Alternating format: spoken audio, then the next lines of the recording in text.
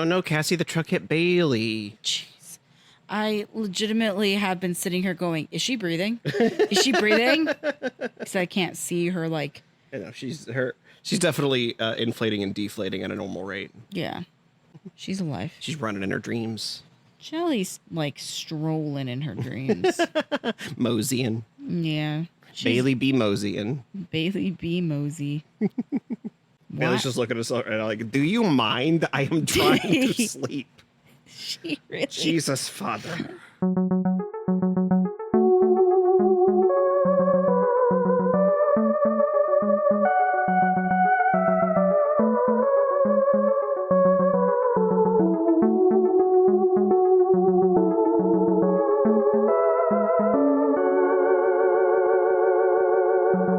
Hey everybody, and welcome back to another episode of Who Is My Doctor? Who is my doctor? Who is indeed. I'm your host, Zach, and I know a lot about Doctor Who. And I'm also your host, Cassie. And I still don't feel like I know a lot about Doctor Who. Well, that's good. It means we can keep the podcast going. I know. It's really refreshing and good. Because my brain does the convenient thing where every so often just flushes right out. I was looking at our screen today. Granted, HBO Max doesn't have all of it, but as far as we are concerned on this server, we're like halfway through. Yeah, we are about halfway through. We're halfway through the original 3 showrunners runs, if that makes sense. It's a weird thing to say. Well, because like at least on here, it looks like it goes from 1 to 13. Yes, and I will say there's been 2 seasons since, so they go up to 15. So we're pretty close to halfway through the new show, as it is. Yeah, we're getting pretty close here. We're about to crossing a Rubicon, as it were. Especially because we still don't know if the show's going to get renewed for another season or not. Hey, you know what? If it doesn't, we can just talk about like. More Land of the Lost. Farscape. I mean, my original Sherlock. My original vision for a show like this before I had decided to show you Doctor Who was to do Star Trek. So oh, Jesus H. Christ. If we wanted to do a show that could literally last forever. No. Yeah, but I thought Doctor Who would be better. Anyway, yes, today we are watching Series 7, Episode 8, The Rings of Akhaten, or as my phone decided to autocorrect it to, The Rings of Zach Hates, which is ironic because I love this episode. Zach, why do you hate this episode? Why does your phone think it? It's really interesting because this episode is, not everybody loves it, not everybody even likes it. But those that do like it, love it.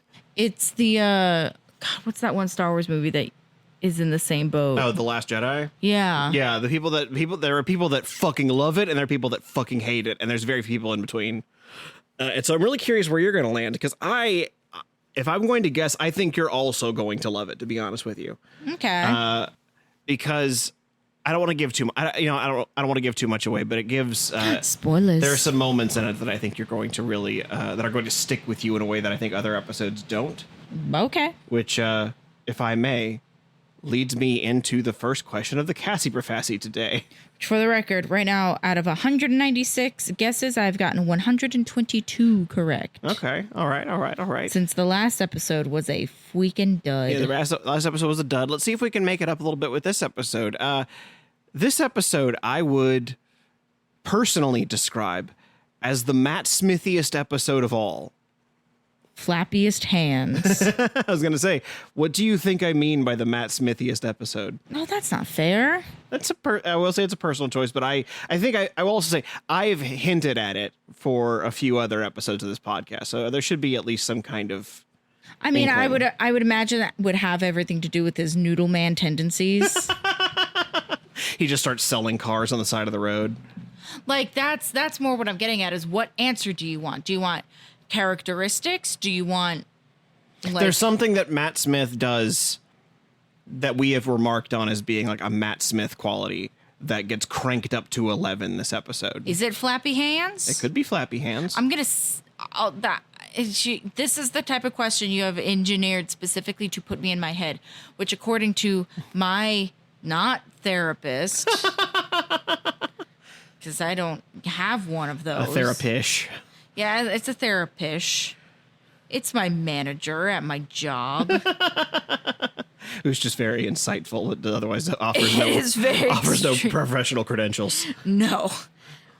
But is something that we've been working on together as a collective to get me out of my own head. You are actively undoing by making me in my own head. I'm trying to have you run through your mind palace, but for fun reasons. I'm not here trying to make you self-conscious. No.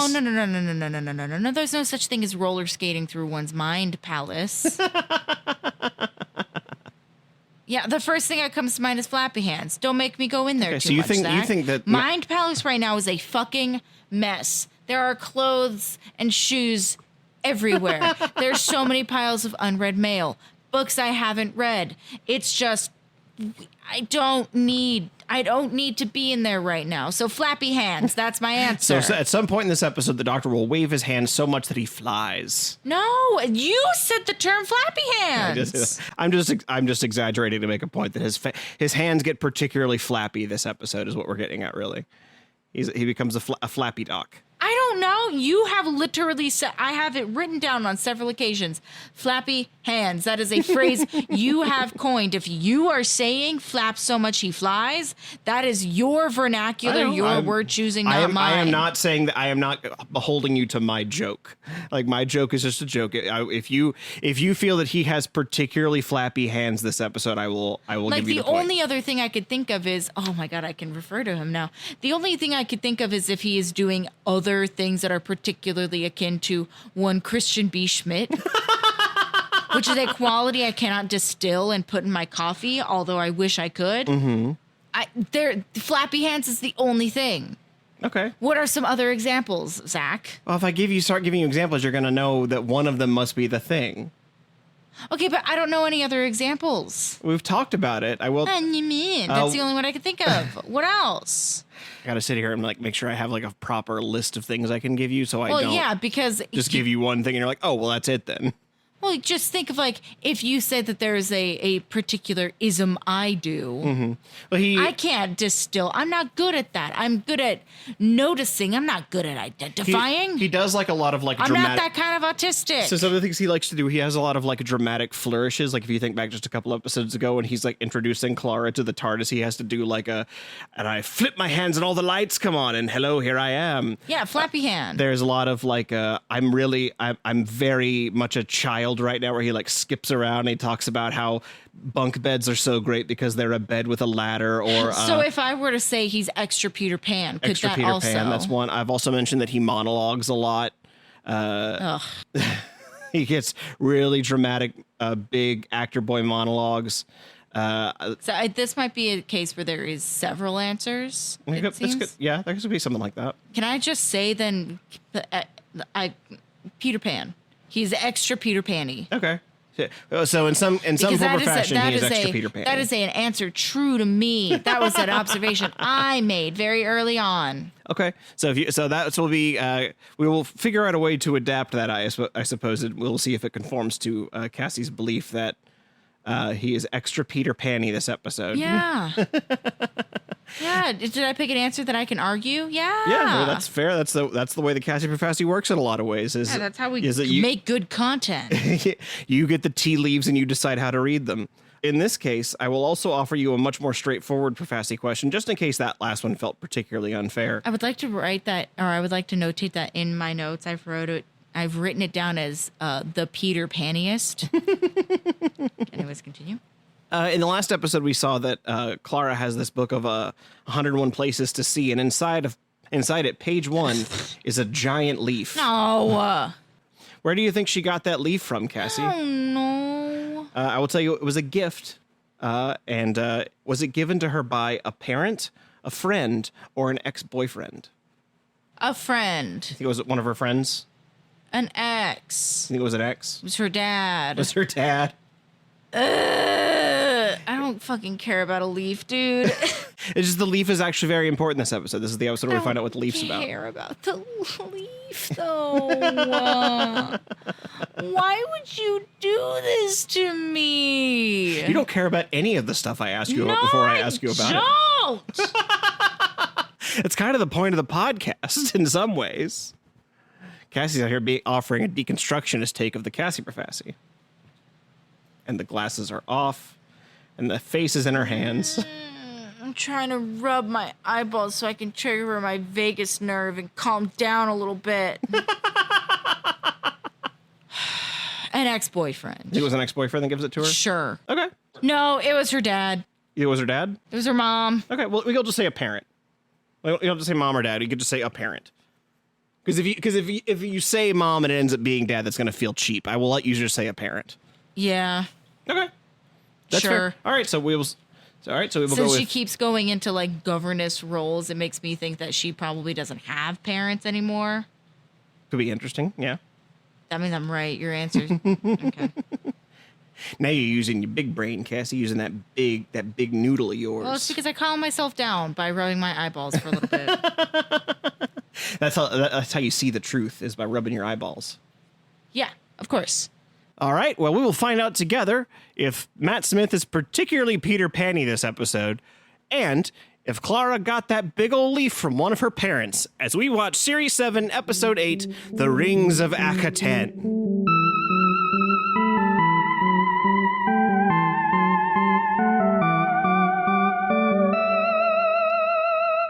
This episode is brought to you by the Omnivitamin. Feeling tired but can't wake up? Got night sweats and morning chills? Sleepy feet but restless legs? Omnivitamin is here to change that. Each tablet is packed with over 7,000% of your daily recommended intake of vitamins A through Z, including letters the FDA hasn't even approved yet. Vitamin Q, vitamin 9, even 3 vitamin in a baby. Don't Google it. It's definitely real. And while most multivitamins focus on boring, common health concerns, Omnivitamin goes much further. Much, much further. It helps protect against sudden elbow inflation, reverse lactose intolerance, loose foot syndrome, and of course, banana hands.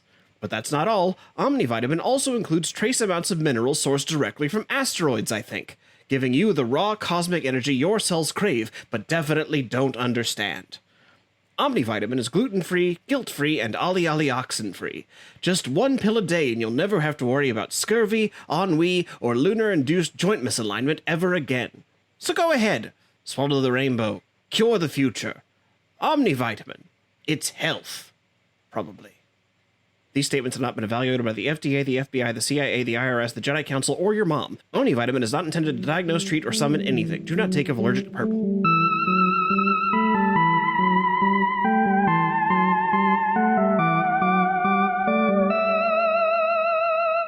And we are back from the Rings of Akhaten.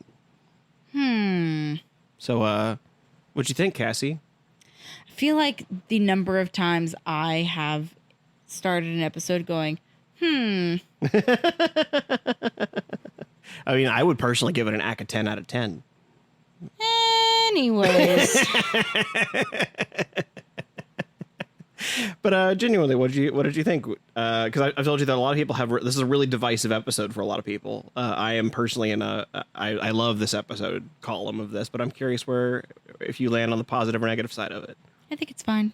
You think it's fine? I'm one of the rare. I feel like that's me skirting through being a fucking contrarian like I always am. I thought it was perfectly fine. Yeah. I'm not sitting here saying I am absolutely flabbergasted and so very in love. Yeah, no, it's not Blink. It definitely is not. No. It's definitely not Blink, and it's definitely not Vincent and the Doctor, but it is. But there's a lot in it that I think it's another one of those where it's like only Doctor Who can do this kind of story. Now, only Doctor Who can give me flashbacks to being in church. And make you not anxious about it. No, I'm still anxious about it.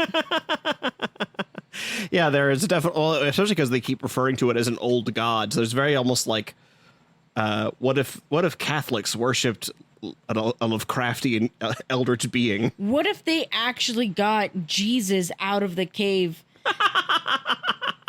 And then that's what we've been worshiping this whole time. You're like, yeah, up on the cross of a given church is just the ashes of an actual Jesus. You joke. So when I was growing up, the church that I went to, that was like our church. I will not say its name. but has this massive crucifix that's made out of like hundreds of little like mosaic tiles, but then on hanging off of it is a carved Jesus. And so Like you as a child were like, he's gonna man-sized. come down. Yeah. And then there was another church we went to somewhere in Arizona that had a very like interpretive Jesus, like it had a very interpretive crucifix, but it had a chandelier made of bones and like antlers, because Arizona. I don't And think then that justifies that at all. In the wall, in the section that we were sitting in, coming through the plaster was like a Jesus face and hand. I was just about to say, like, is it like a hunting trophy where instead of like a deer's head, it was just Jesus's head mounted on the wall? No, it was worse. It was like a spirit coming through the wall, as if it were a veil. Just like a realistic human head wearing a crown of thorns going, ah. You fucking jest.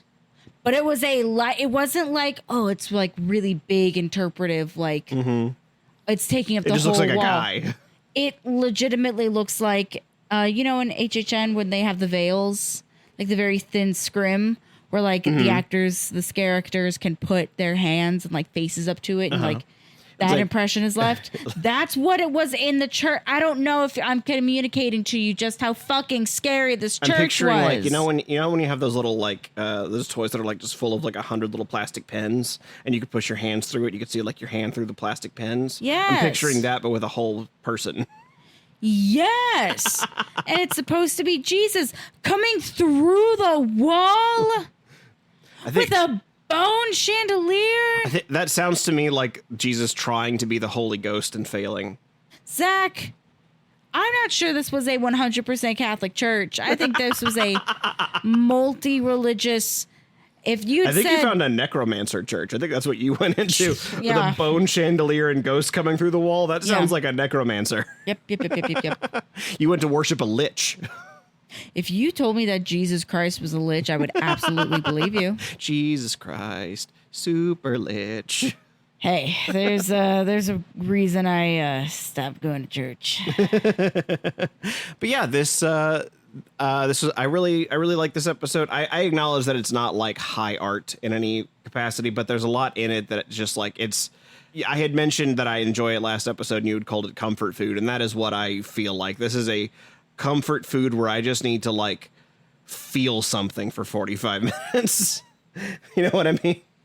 No, I don't, just because I did not share in that feeling whatsoever. I'm sure you have something where you're just like, I just need to feel something for a little bit, even if it's not something new. It's not like I acknowledge that it's not like speaking to the higher consciousness of humanity, but it does make me feel something. I mean, yes, but the things that I reserve for, I just need to feel something, are moments in film and in books where I go like, I just need to feel something. Oh, really okay. quick. Yeah. I forget nothing makes you cry. No, I'm stoic. A hard heart, that Cassie. Yeah. Yeah, nothing makes you feel anything unless it has to do with somebody's fucking dad. Yeah, if it had been Clara's dad that died, you would have a wildly different opinion right Yes. now. But I like that there's a lot of like little allusions to like other big sci-fi, and it sort of like lets it congeal into one moment. Like the Bazaar very clearly feels like Mos Eisley and Tatooine. Oh, I loved the Bazaar. Yeah. The only note I wrote was, oh my God, so many species. According to Matt Smith, there were like somewhere between 50 and 60 different actors wearing prosthetic suits. It's fucking incredible. Right? And each one was unique. Right? I mean, there were a few where it's like there are 3 of this one, but there That's fine. are still dozens of species walking around. That's fine. You walk into any metropolitan city, you're not going to see, and there's a black man, and there's an Asian woman, and there's an Indian person. You're not going to have that, having like, oh, well, there are 3 of the same species of alien that are all like clustered and. And I will say my Hanging favorite out part together. of going to Los Angeles is finding the lizard dog person selling me mopeds in exchange for my memories. Yep. I would love that. Especially because the doctor's way of like communicating with her is to come up and like scratch under its chin. It gives me the same thought of like, because Clara tries to like speak to her in her bark language. Yeah. I can't help but think like, what is she actually saying? Very similar to like when the cats are meowing and you meow back. Meanwhile, what you don't know is you're just going, fuck, fuck, fuck. Well, yeah, because Bailey's also going, fuck, fuck, fuck. Food, fuck. I forget that then the meowing food and fuck sound very similar. We did skip over what I wrote down as leaf monologues. So Tumblr. Which you talk about the This specific leaf had to grow on this specific branch, Oh, be yeah. blown off by this specific wind, so that way it can hit this specific man. in the face to meet this specific girl. It's the most important leaf in human history. I will say though, I feel like if you're at a certain point in a relationship, that kind of monologue will absolutely nail that relationship down. I don't know. I'm not saying for you, but I'm saying for certain people. Also, I'm saying it for you, but I'm also saying for certain people. Hey, no. If you just wax poetic for like a solid minute in a way that most men are not emotionally privy to doing. Nah, you got to work much harder than that. You got to propose at least 6 times. On the first date. You have this moment where you do get a Cassie for Fassie point because it was given to her by her parents. Good. And it's sort of unclear which parent gave it to her. But it is a leaf given to her from her parents because it was the leaf that let her parents meet. Which I think it's cute. Definitely a little Tumblr-y for the monologue, absolutely. But I do think it's a cute, like, I knew the moment I looked at this person, I was going to love them for the rest of my life, and so I'm going to hold on to this leaf. What's really miraculous is how that leaf has stayed intact for so long. I know. Because Clara's like 20-something now. You know what? That leaf has been dead for 25 years. Flexible. All right. It's not the fact, because I have like, you can press leaves and flowers and stuff, but those bitches get dry and brittle. That one still had some flexibility. Still had some flavor.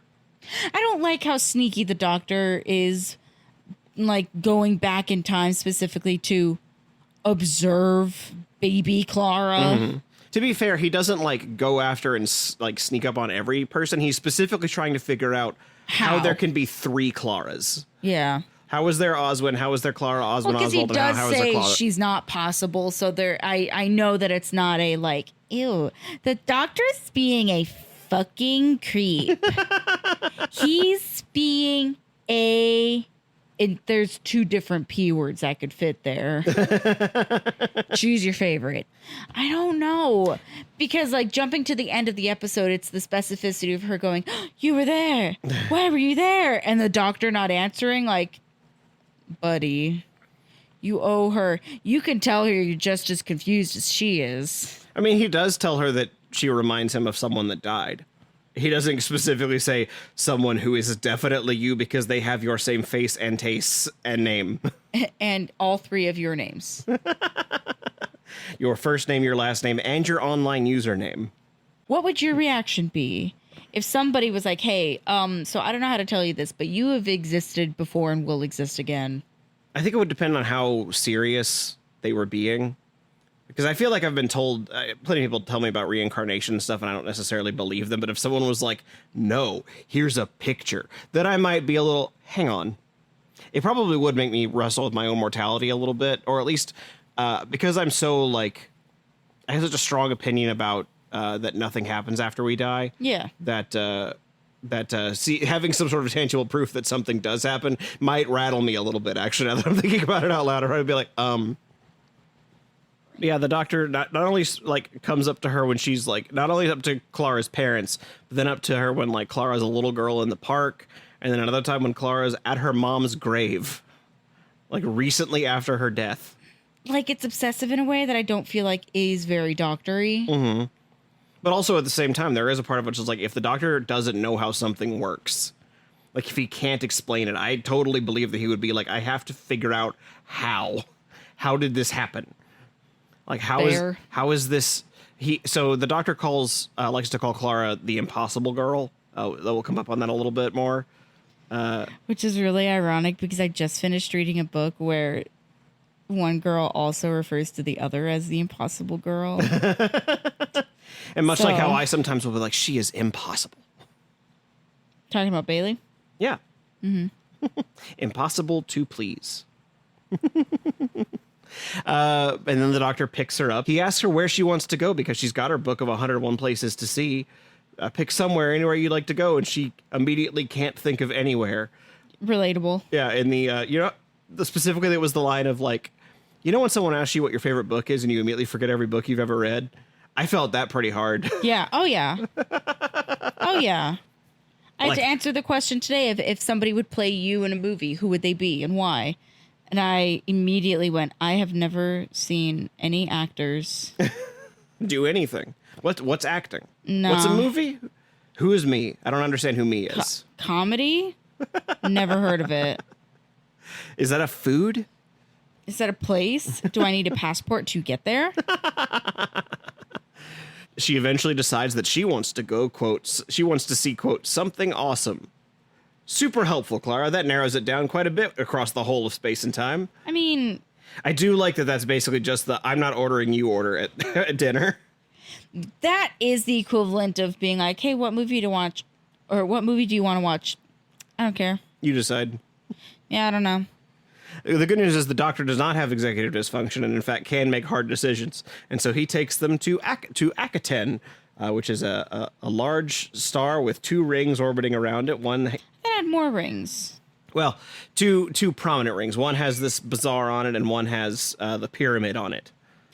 Also, in case this does come up in the recordings at some point, which it absolutely will, Bailey has moved from the floor onto the couch and now is leaving the couch, meaning that any comment I was about to make of hearing any meows is now void. Moving on. And so he shows her this wonderful place where there's like, oh, look at this alien bazaar, and then counts down from 5, and then you see this great golden pyramid off in the distance. And they're like, all right, now let's go there and have a story. Like, I do like that. There's something very, like, almost classic sci-fi about it, like a very 50s, Oh, like, yeah. look at the planet we're about to go down. We're going to go land there and have an adventure. Yep. Very, It was reminding me Buck very Rogers much kind of of thing. like it had the same beats as retro television, yeah. which I really greatly appreciate. Right down to how many guys were in suits. Oh my god, there's so many. They were so pretty and well done. And like in vibrant colors, and they're really like interesting designs. That's one of the things I just really appreciate, just like the creativity shown for all these different creatures. Because some of them are like creatures from the show. Some of them are unique for this episode, but there's a alien creature that you're actually going to meet, I think, next episode, who are the Martians, and one of them was in this episode, just not wearing their usual suit of armor. So you'll meet the Martians next episode. Cool. Yeah. The doctor takes her through the bazaar, shows her all these things, and eventually Clara runs into this little girl in like a flowing robe and a little markings on her face. Yeah, liquid latex markings. It was either liquid latex or there's a paste that it comes in 2 parts. I'm forgetting what it's called, but effectively it's like a silicone putty that you can very quickly mold and then just like peel it off when you're done. It's not scar wax. It's something similar to it. Doesn't matter. It was just so very clearly a makeup thing. Yeah. Well, and I know we're not going to be doing it. We're not going to make people get implements in their face for a show. yeah, especially but when it's a child. it's the specificity of those markings not having any distinct color variation. They're just very matte. I pay attention to that, so that became a distractor for me for the rest of the episode. I think it's especially like distracting when you see all of like the intricate latex suits that everyone's Yes. in. That when you just get some girl who's just got like we're gonna give her cat whisker scars, and you're just like, I mean, I guess it's fine. Because it's also not. I do like, love like the robes they're wearing though. They're like a beautifully intricate Yeah. outfit. Yeah. lightweight fucking fabrics that just look really cool when you run, but are such a bitch to work with. But they look so nice. You just have to deal with it because they look so nice. Ugh, I have beef with fabric. The little girl's running away, and Clara eventually runs after her, but the little girl gets chased down by three what's the pinhead looking motherfuckers? Scary ass bounty hunters. Yeah, that's what I wrote. Yeah, the Vigil is what they're called. They who are meant to feed the little girl to grandfather, the mummy living in the pyramid. And they talk like this. Mary. And they all move their head in synchronicity too. Yeah, and like those are really creepy. And like the way it's that the fact that there were three and they were all synchronized. Yeah, it's really eerie. I like them quite a lot. They don't do a whole lot, but they're just very effective scene setters. Well, because they're scary and they're dark. And so they'll have like these Darth Vader things over their mouth. Perfectly round eyes. Their robes are also made out of like a jacquard, something that was like a very heavyweight fabric, as opposed to the Queen of Time and all of her people that were wearing that very like lightweight, flowy. They were very dense and heavy. And so they managed to get the little girl away, and they run to the TARDIS, but the TARDIS won't let Clara in. I thought the TARDIS needed a key. The TARDIS does need a key, but also the TARDIS is a sentient being. It can open its door if it wants to. Do we find out why the TARDIS then doesn't like Clara? We do, but they do also play a little bit with that. Without spoiling too much, I will say the reason the TARDIS doesn't like Clara is the same reason she is impossible. Because the fact that she keeps sprouting up through time. So we'll find out a little bit more about that as the season goes on. But yeah, I do like that the TARDIS is just like, no, you can't come in. I don't like you. Stay out of my me. Stay out of my me. I will say, so I will argue this point in a little bit. There were some other very like fairy tale isms, specifically the fact that Mary Galil, the Queen of Years, had to sing a song, and she was running away and didn't want to. Do you know who else was forced to sing a song in front of all of her elders and so strongly didn't want to, so she ran away? Who is that? Alice in Wonderland. Yeah, there's a lot of allusions to other things in this episode. I think even the Doctor says something that is explicitly from Alice in Wonderland. I wouldn't be surprised. I can't think of it off the top of my head, but I wouldn't be surprised. Yeah. So you guessed the wrong Disney movie is what you're saying. You'd said Peter Pan when really he's more White Rabbit. He's still very Peter Pan-iest, but I'm going to argue that point. Okay. Well, Clara takes a little girl around the backside of the TARDIS and she can't get in. And so they sit down and Clara just like, I think that you're going to be able to sing the song just fine because you're not going to be that scared. I think you're going to nail it. And the little girl's like, all right, well, the stranger believes in me. That means I can do it. I mean, that's sometimes all it takes for me to do anything. I literally, it took not 15 seconds for me to go from, I don't know if I'm going to spend this much money on a swimsuit, to then one very, very particular person in the same room as me to go, I think that's a cute swimsuit on you, for me to go, okay, I'm going to get it. I had a very similar situation at work where someone was like, I just need to enroll in health insurance for the first time, and I'm a little intimidated to do it. And I was like, well, if you want help, I've helped people enroll in it before. I can help walk you through it. And she went, okay, well, thank you. I'll think about it. Then she came back like 10 minutes later. She's like, all right, I did it all already. And I'm like, why did you need so much help? Sometimes it just takes somebody to believe in you. That was exactly what she said. She was just like, it was just knowing that you could do it made me convince me that I could also do it. And I went, thank you. You know that you, a big dummy, are able of accomplishing this means that me, a big smarty, should definitely be able to. Yeah. Thank you for that. I think. Glad I could help. Yeah, so she believes, and they run down to the pews in church. Yeah, to the church stadium.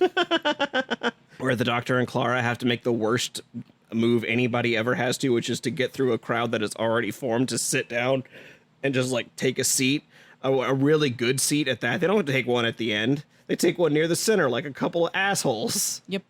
and so they shove people off to the side. They sit in their seats, and the doctor is loudly talking over the scene, saying, "Hey, yeah, so she's singing to the old god, sometimes called grandfather, in the pyramid, and that keeps him sleeping."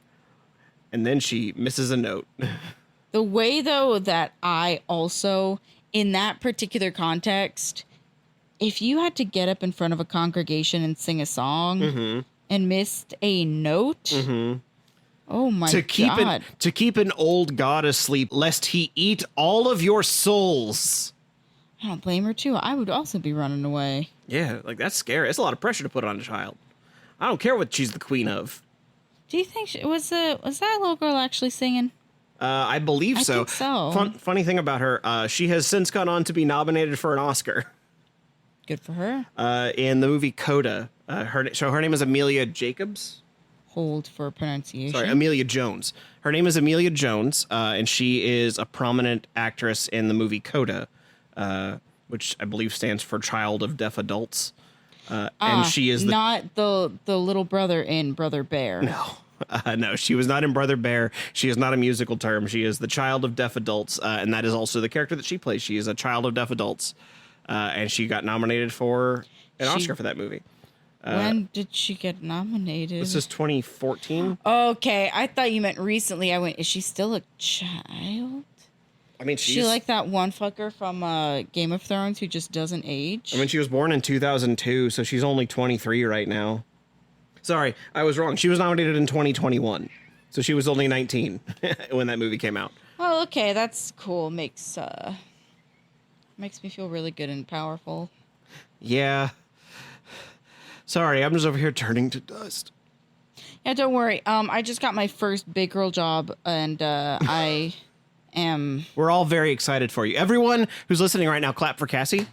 She deserves it. Yeah, I am realizing. So fun fact. We're gonna deviate and take a little break to talk about me for a second. A little life. Cassie's update. Favorite subject on the podcast. Yep. Well, because I also realized, like, oh yeah, I'm gonna be talking way more about the costumes because that's literally going to be my job. Is talking about costumes. Less talk about coffee, more talk about costumes. Yeah. We haven't moved that far down the alphabet, but no. But this time I'll be working with other prolific adults trying to make children's maybe you could put theater. scar gel on someone's face in cat whisker formation. Oh, I absolutely will at some point. I can guarantee you. But yes, Cassie has her first big girl job, the job she went to college for. So we're all very happy for her. So I hope everyone listening to this is very excited for her. Anyway. And if not, you keep that shit to yourself, okay? So after that, we get into, I think, the real meat of the episode where they're having to save this little girl by renting a moped using Clara's mom's ring because it's sentimental. Because this entire culture functions off of psychometry, which is the thing that you hold a lot of psychic love for. So I really like as a hoarder. Oh God, me giving you something of great value to me. I do really like I like the line where they first bring up the mopeds, where the doctor's like, "Oh, you don't give them money, you give them something valuable." I'm like, "You're right, doctor. Money isn't valuable."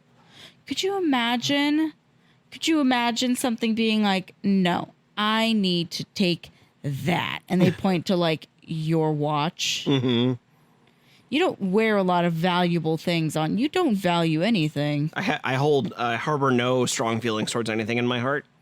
I am a cold, empty Lifeless. being. Yeah. Husk. That's the real truth. If someone was like, "You will only get this if you can give me something valuable," I'd have to hand in one of my Doctor Who Blu-rays. You would have to probably whatever season we haven't gotten to yet, just to be like, "Here you go." I'm like, "Fuck." Never mind the paintings I've made you and the. I'm trying to be topical, Cassie. I'm trying to be topical. Yeah. Okay. Jerk. Gonna have to hand them the remote to the Fire Stick. No, we can't watch TV on that one.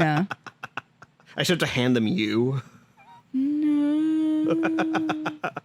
There you go. I keep there's a lot of very valuable memories for me. Now, could I have that sweet moped? And she, on her person, has a lot of things that are super valuable and memorable. She does. She's brought like all of her like memories of her mother on her person. She's wearing like 5 rings. She's got her book of 101 places to see with I thought the we were leaf. still talking about me. I went, yeah, I have my grandma's ring. We're talking about Clara. I've got commemorative tattoos. I was talking about Clara. I'm sorry. Yeah, no, Clara's wearing like multiple rings. She's got her book of 101 places to see with the leaf in it. She's got all kinds of like memorabilia of her mother on her. This is like the worst place she could be unless she's really in the mood to do some business. Yeah, unless she's really in the mood to save a little girl. Which she is in this moment. So she hands over her mom's ring and hops on the moped, and they chase down the little girl while she's being psychic bubbled down towards the pyramid. This show is stupid to say out loud. Yep. That's why I'm letting you do 90% of the talking right now. And they get into the pyramid and you see this ugly ass mummy. Just, oof, what a mummy. How ugly was it? It just looked like a shriveled, like, how do I, like, you know, it looks like a bishop in chess was made out of raisins. That's the best way I can put it. His head had the shape of a bishop, but then he was just like all, you know what he looked like? You remember that episode of SpongeBob where they're selling chocolate bars? And they reel out. What did you say? Yeah, they reel out that woman. That's who he looks like. He looks like. But with limbs. Yeah, looks like that with arms. Can I say something? I know that it's all makeup. Mm-hmm. I didn't like how fresh and juicy the inside of his mouth was because that's literally just the actor's mouth. Well, he's hungry. But it's the fact that like they did put in like a pair of dentures or something to like fuck up his teeth, but his tongue is still like plump and pink. Like just dye it black or something. Yeah. I mean, the one that really got me was his fingers are not super flexible. So there's a few times where he's like banging on the glass, but his hands are just like splaying out. Well, that's fine.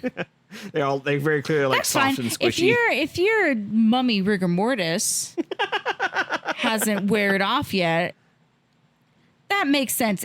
For me, truly, it was just how like vibrant his tongue was. Yeah, and then the vigil shows up to feed Mary to the mummy, and the doctor's response is just to point his screwdriver at them really hard. Yeah, and to have a Harry Potter-esque magic battle.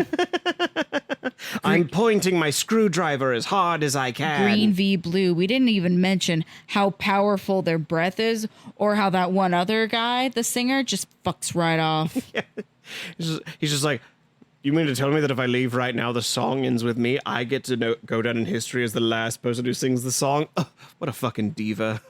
Then he just uses his little bracelet and gets right out of there. What a beautiful voice that man had, though. Right? Like, I think he was I think it's called a contratenor, which is where your voice, you're beyond tenor. You basically have a woman's vocal range.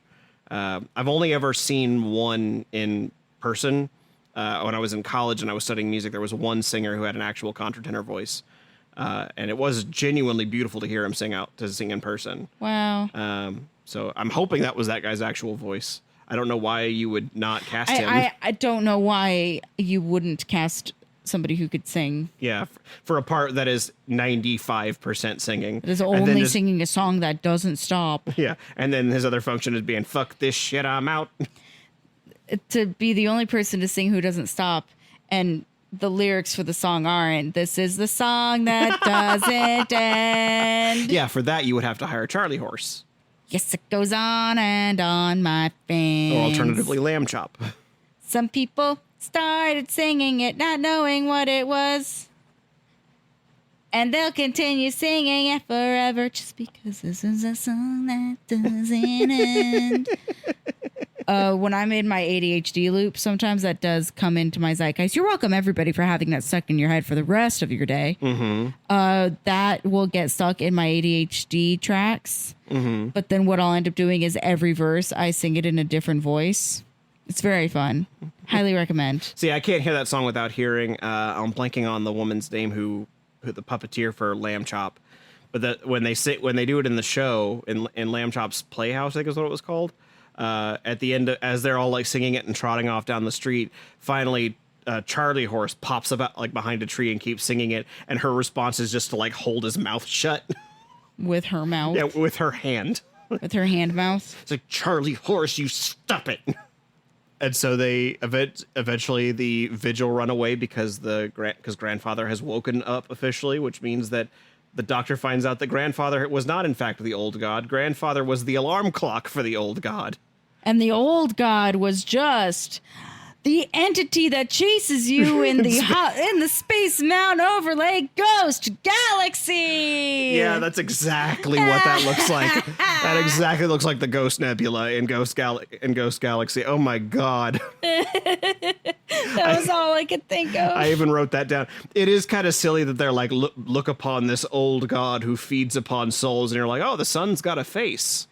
Oh, the sun. Oh, look, tourists. And I like that it just because it's got like just black spots for its eyes and mouth. So really all it can do is like, or, oh no. It's just a comedy tragedy mask. It's all it can do. Yep. It's the only emotions it can read. I do love it though. I will admit there's a part of it's just a sucker for it. Like it's just a fun design to see the sun be happy and sad. And then Clara takes the little girl back to her little pedestal where she finally musters up the courage to sing her song again. Cherry ripe, cherry ripe. There might be one person that can understand, because you've never seen that version of. I don't even know what we're talking about. Yep. One person got it. I'm very happy for them. And so she starts singing her song, and that inspires the Doctor to monologue. The monologuiest monologue he has ever monologued. Mm-hmm.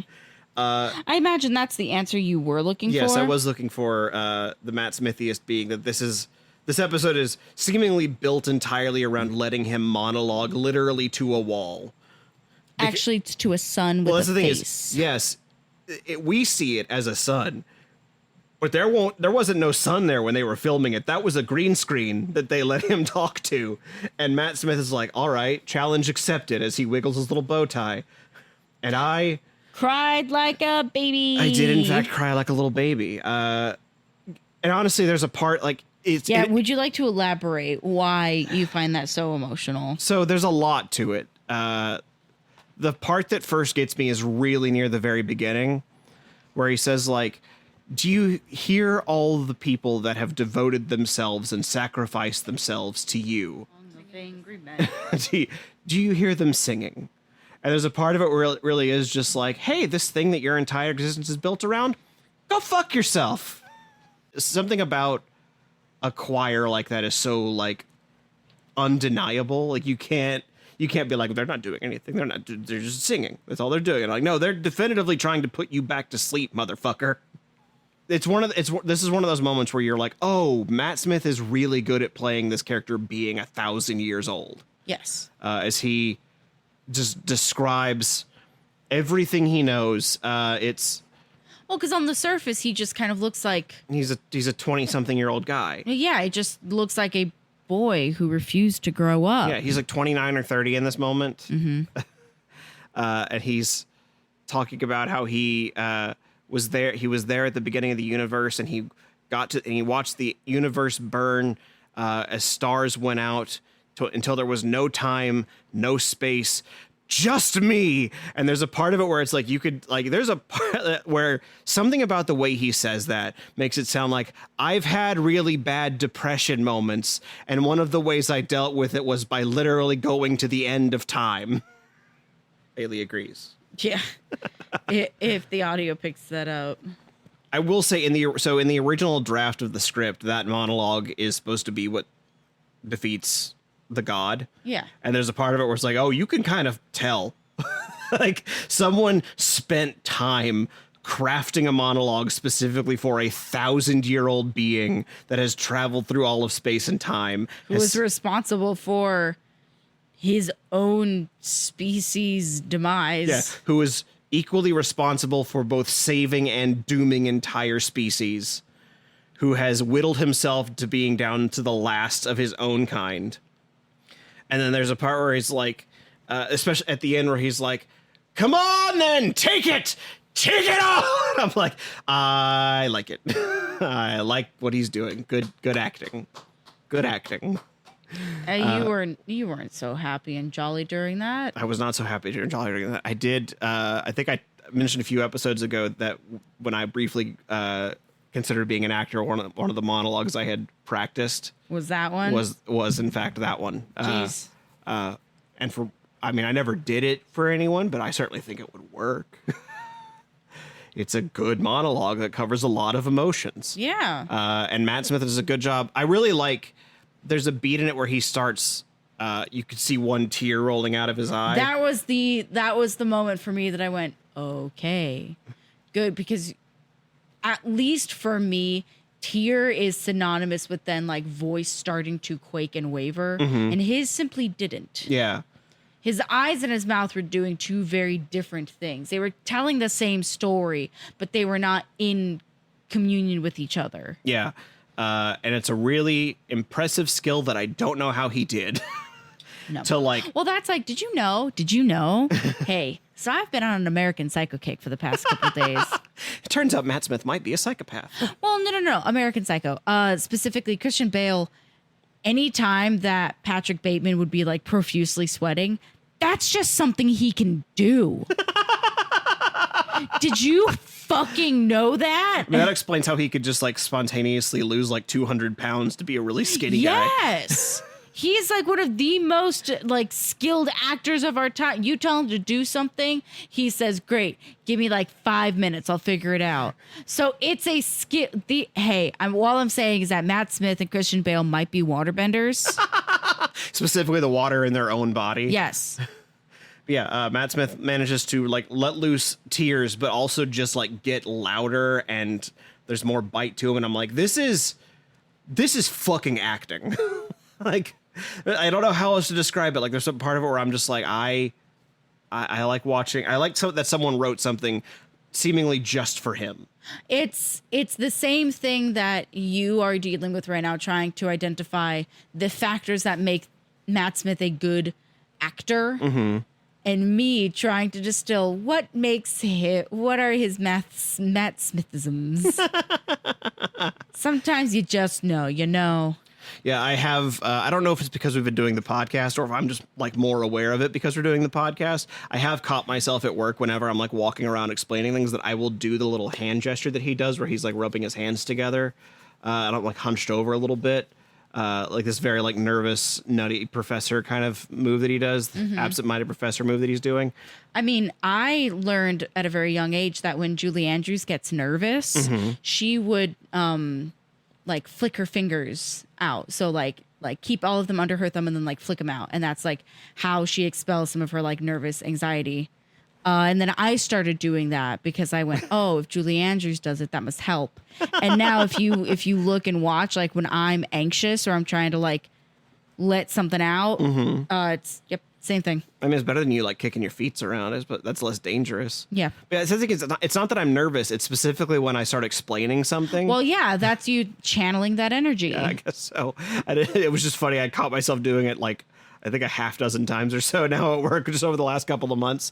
I've been like, I don't know if this is because we're watching Doctor Who or because I've seen so much of Matt Smith playing Doctor Who that now it has bled into my life and I'm only becoming aware of it because we're watching it for the podcast. Like, is this something you started doing before or after? Exactly. You'll never know. I'll never know. You'll never know. There's not enough video of me in the past to know for sure.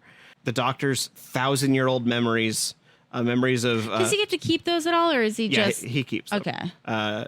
He gets to keep the secrets that must never be spoken, knowledge that must never be shared, his like little, his name, his own name. It all feeds off into the sun, and the sun starts to implode until suddenly it's like, wait a second, I am still hungry actually. And that's the exact second the episode lost me. Which is funny because apparently, again, the monologue was supposed to be what originally killed the old god. But Stephen Moffat went, the Doctor has made monologues like this before. That can't be what saves the day. And I really think it should be Clara in some way. And so the way they came up with it is that she comes down with the leaf that was her mom's and feeds it to him. And it's... The Doctor's point is like, oh yeah, like everything I gave you was, there's certainly a lot of me, but there's an infinity of stuff that could have been, which I'm of two minds on it. Mm-hmm. And I think that you and I are in the same place, because when I first watched it, I also thought that sounded really fucking stupid. It's something, I'm not sitting here saying it's stupid. Don't you dare put words in my mouth. I was picking up where you were going, but if I'm incorrect, please correct me. I don't think it's stupid. Okay. I do think that it's a little like, okay, yeah, let's make sure that all the actors get to have their good moments. This is community children's theater. We all need to make sure that we're being fair and that nobody's hogging the spotlight. Mm-hmm. Like, that's what it felt like. I don't disagree with the fact that the thing that we want to have happen in the episode should not always belong to the Doctor. Mm-hmm. I do agree with that. Mm-hmm. Because that is not entertaining to watch. Yeah.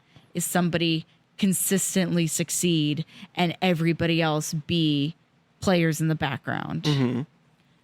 However, I am torn on it because there's a part of me that's like, yeah, just let the Doctor have his big fucking monologue. Let him just, it worked. That's what took out the sun. Snuff out the light. Because I'm wondering how effective it would have been if we just saw the sun's light dim significantly, mm-hmm. but not cave in on itself like it was doing. Yeah. Where it was like the Doctor realizes in that moment, oh, fuck, this is not enough. Mm-hmm. If the Doctor himself had the realization of, oh shit, this wasn't enough, I don't know what to do now. Mm-hmm. And then that's when Deus Ex Clarina comes through and then says, here's my magic parent leaf. Here's my daddy leaf, the most important leaf in human history. Then maybe it wouldn't have been. It's that slight discrepancy. Because I do like Clara then reflecting to herself that the Doctor says, we don't walk away. Mm-hmm. Because the Doctor has now said on several occasions, we do not walk away. But that he is constantly running away. So the Doctor is one of contradictions. Mm-hmm. You know, like a really lovable, red-headed,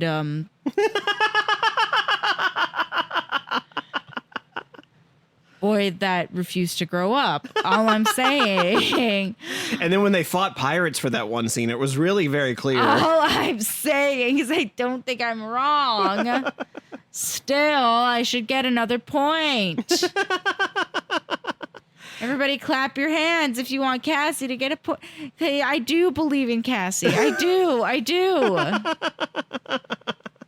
Tell you what, if I get three comments from different people saying I do believe in Cassie's, no. I will give you a point. Everybody, please. I will comment myself as well. You're not going to join Blue Sky just to clap for yourself. Immediately pulls out her phone. I just want to show you something.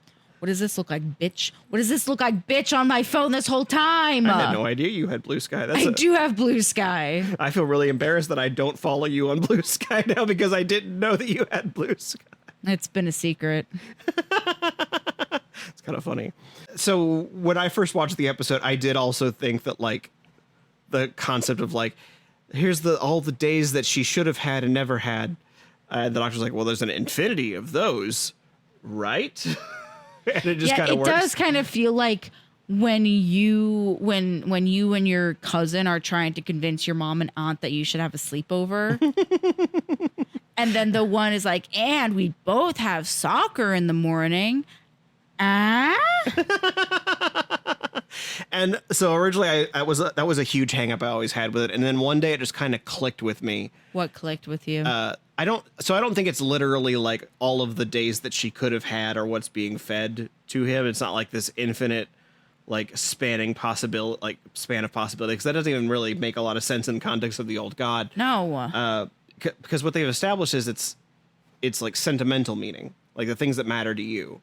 And so I think it's far more likely to interpret it as he is feeding on all the different things Clara has imagined her mom could be had she been able to live. And there might literally be an infinite of those.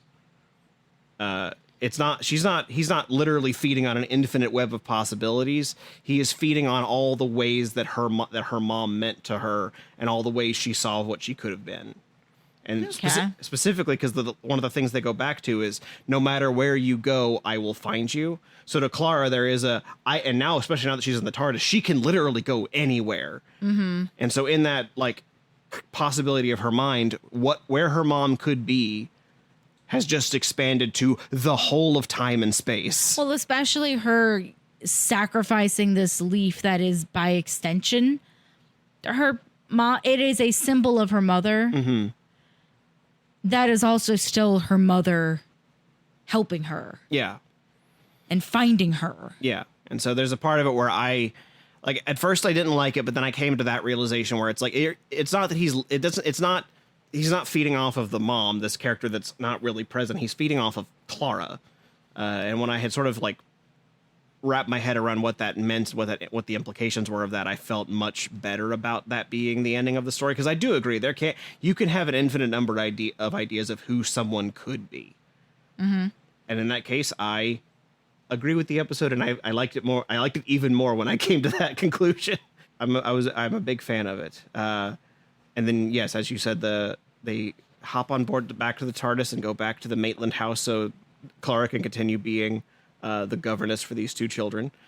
I do like that there seems to be a trend this season specifically of the Doctor like dropping off his companion rather than keeping them with them all the time.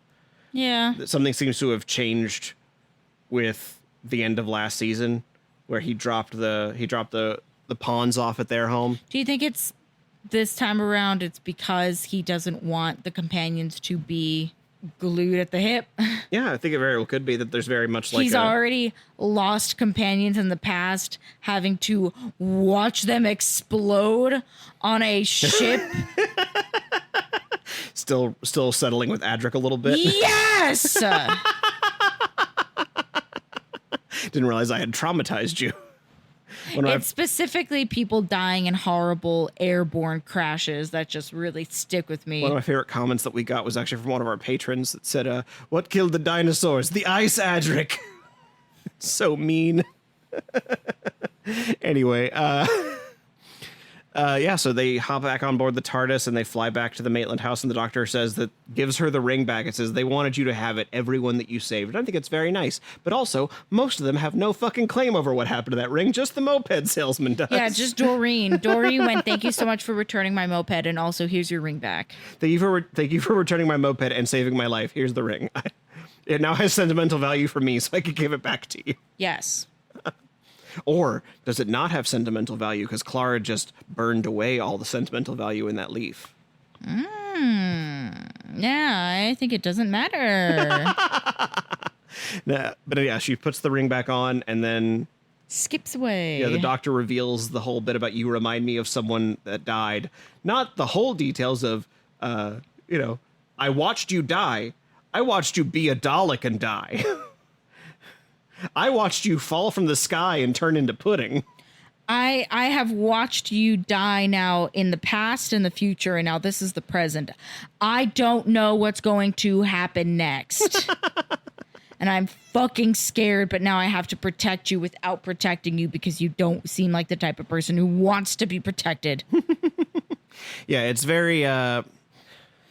I like the little seeds that they plant to like remind you this is like the overarching narrative without it bogging down the story too much. Yeah. Like it didn't get in the way of the episode. There was the beginning parts and there was like this little nugget at the end, but the story itself still got to breathe and live.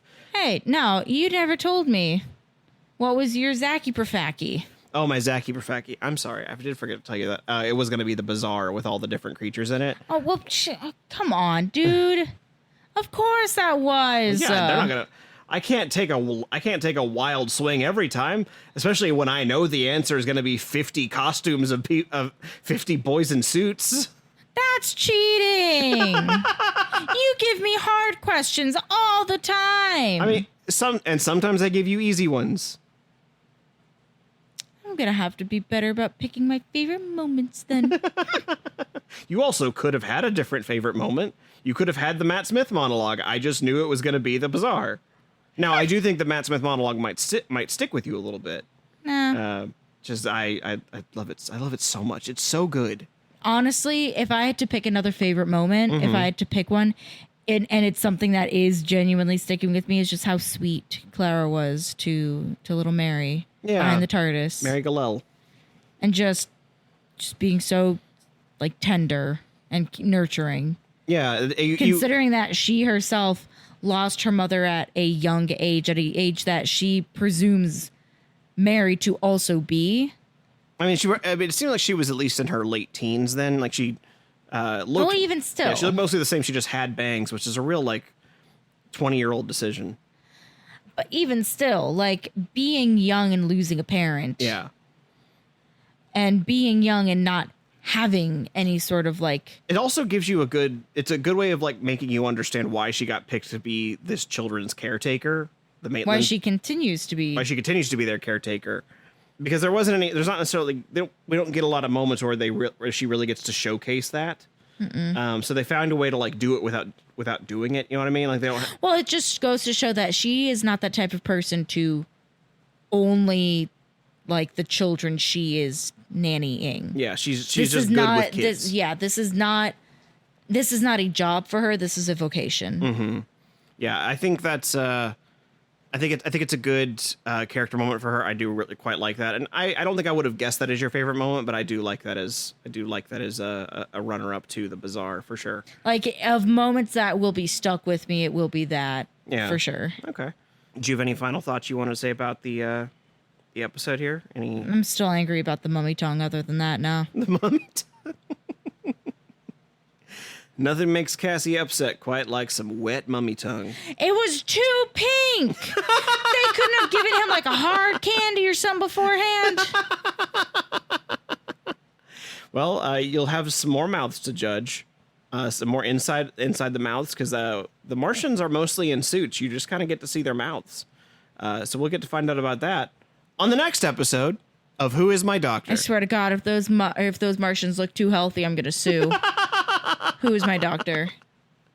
Who is indeed?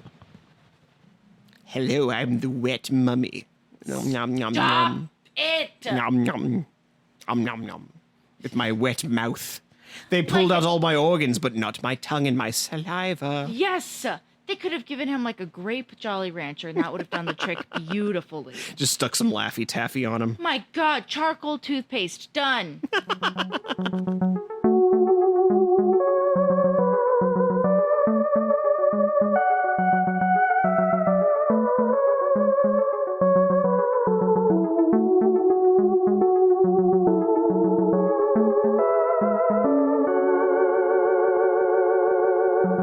Hello, Patreon. Thank you all for tuning in to another little preview. Hope you all enjoyed another episode of two idiots talking while their cat naps nearby. And we appreciate you contributing to that cat's food so she doesn't scream at us the entire time we're recording. Special thanks, as always, to our Big Daddy Dalek patrons, Andrew Blewett, David Gansel, and Travis Aiken. Next week, we meet the most British Russians you've ever seen sail a submarine. So we'll see you next Tuesday, because your Tuesdays are now Who's Days.